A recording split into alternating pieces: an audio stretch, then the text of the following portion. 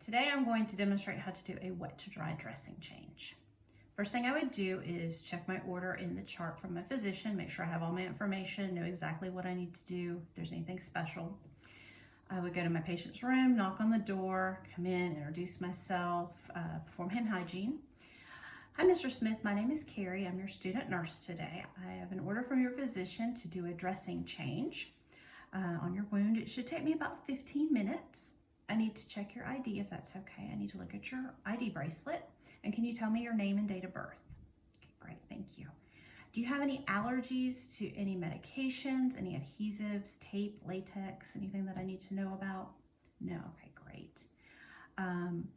While I'm doing this, I would also be performing my safety check in my head, making sure that the bed's lowered, the wheels are locked, these two side rails are up, the patient's tray table is next to them with their personal items within reach, and that their call light is also beside them. I would also make sure that there's no cords or clutter in the walkway. So Mr. Smith, on a scale of 1 to 10, with a 10 being high, what is your pain level right now? Okay, so you're at a 6. So what I'd like to do is go ahead and give you a dose of your PRN pain medication, and then come back in about 30 minutes and do your wound change. So at this point, I would give my patient a dose of his PRN medication, and then while I'm waiting the 30 minutes, I would go and gather my supplies. So I have my dressing change pack, I have extra 4x4s, gloves, my disposal bag, my wound sizing chart, and for purposes today, this is my cotton applicator. And I would also probably take some extra 4x4s, dressings and things, and this is going to be my wound today. So after about a half hour, I would come back to my patient's room, knock on the door, come in, verify ID again, perform hand hygiene. I would get my patient comfortable, remove any bedding or clothing that was in the way, put a protector pad down if needed, raise, lower the bed, that sort of thing. So after about 30 minutes, I would come back to the patient's room with my supplies and equipment. First I'm going to do is wash my hands, verify my patient's ID again. So Mr. Smith, how's your pain doing now on a scale of 1 to 10? Okay, so you're at a 4 now. Okay, so that's good. So we're going to go ahead and do your wound dressing change now. So I would get my patient comfortable, make sure that there's no clothing or bedding in the way, put a bedding protector down if I needed to under the patient, raise the bed, move the side rails, that sort of thing. So the first thing I'm going to do is set up my biohazard bag, and I would set this up within reach so that I'll be able to put all of my items in it as I go.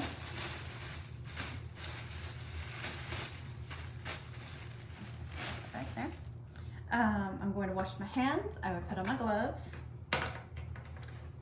So the first thing I'm going to do is remove the dressing, and I want to stabilize the skin by gently pulling the skin in the opposite direction that I'm pulling the tape off in. Go. I'll do the same here. And I'm also looking for any drainage.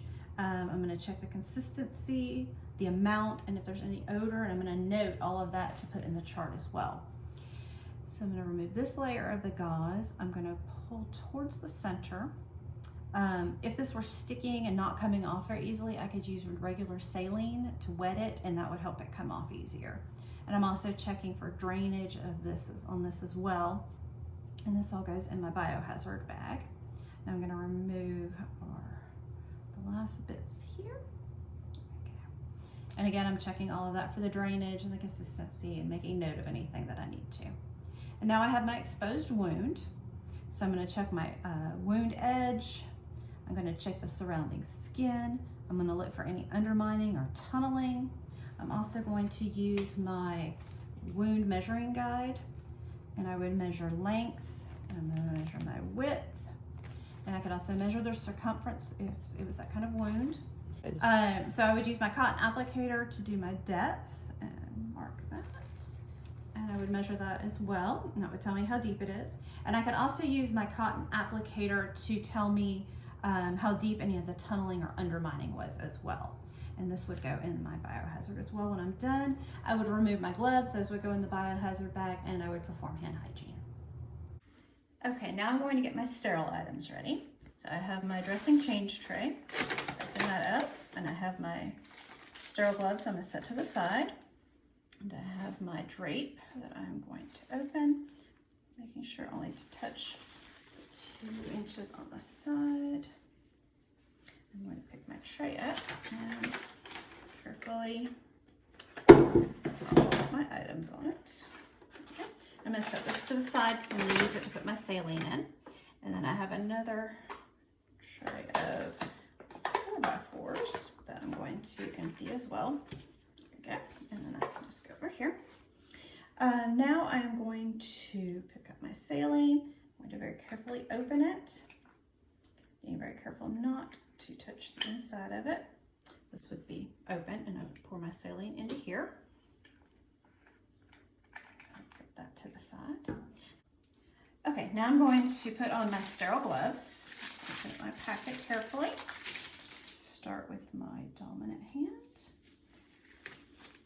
Okay, and now with my left hand under the cuff. Okay, and adjust as needed. And then I'm going to come over here and set up all my items on my drape.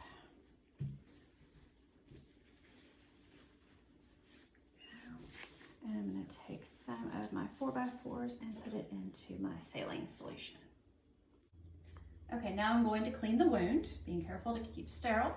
I'm going to take one of my 4x4s. I'm going to start at the top of the wound and go down the middle to the bottom. That's my biohazard bag. I'm going to get a second one. I'm going to go from the top of the wound and go along the side. And then I'm going to get a third and go along the other side of the wound. And all that goes in my biohazard bag when I'm done. Now I'm going to remove my gloves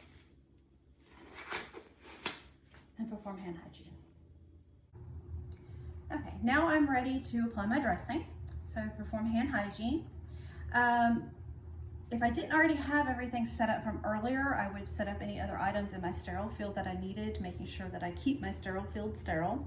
But I already have my 4x4s in my saline, and I have all my other items that I need. I would perform hand hygiene, put on clean sterile gloves, and then the first thing I'm going to do is take one of my 4x4s in my saline. I'm going to kind of wring it out a little bit, and then we're going to pack our wound. Okay. Now the amount of gauze that you're going to need to do this is going to be dependent upon the wound. You don't want to overfill it. You don't want to have the gauze on the skin. And if you have any undermining or tunneling, you want to make sure that you push the gauze down and into those areas as well. And you can use a cotton applicator for that. So we're good and packed. We're not overfilled. Our gauze is where it needs to be. So now we're ready to put our pad on. There we go. And then we're going to tape it down just on the top and the bottom. And depending on facility policy, you may be able to go ahead and cut your tape ahead of time.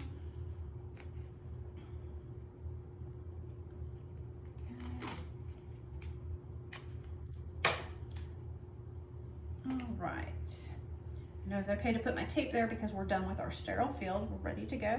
So now I'm going to clean up all this.